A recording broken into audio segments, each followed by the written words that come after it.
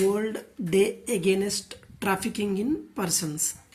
So దీన్నే ప్రపంచ మానవ అక్రమ రవాణా వ్యతిరేక దినోత్సవం అని అంటాము. ఇది ప్రతి ఏటా కూడా జూలై 30వ తారీఖు నిర్వహిస్తారు.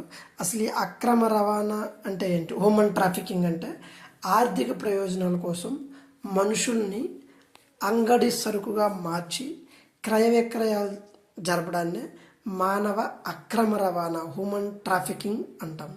ఇది మానవ హక్కుల ఉల్లంఘన అనమాట. ప్రధానంగా లైంగిక దోపిడీ, వెట్టి చాకిరీ, బానిసత్వ రూపాల్లో ఉంటుంది. ఇది మానవ హక్కుల పైన తీవ్రమైనటువంటి దాడి.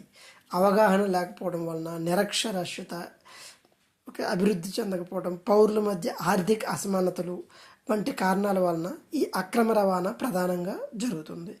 దీనికి వ్యతిరేకంగా ప్రతి సంవత్సరం కూడా జూలై 30న ప్రపంచ మానవ అక్రమ రవాణా వ్యతిరేక దినోత్సవం జరుపుకుంటారు. So world day against trafficking in persons.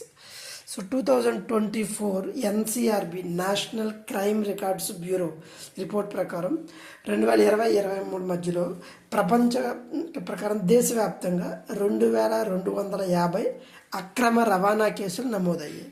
వాటిలో 391 కేసులు తెలంగాణ రాష్ట్రంలోనే నమోదయ్యాయి, హయ్యెస్ట్. సో దీని హిస్టారికల్ బ్యాక్గ్రౌండ్ చూస్తే కనుక అంతర్జాతీయంగా మానవ అక్రమ రవాణాను అదుపు చేయాలన్న లక్ష్యంతో ఐక్యరాజ్య సమితి జనరల్ అసెంబ్లీ 2010 జూలై 30న ఒక ప్లాన్ను రూపొందించింది. సో అప్పటి నుంచి కూడా ఎవ్రీ ఇయర్ జూలై 30న జరుపుకుంటాం. నెక్స్ట్ 2025 నినాదం ఏంటంటే human trafficking is a organised crime. So and the exploitation. So that is the theme, 2025 theme.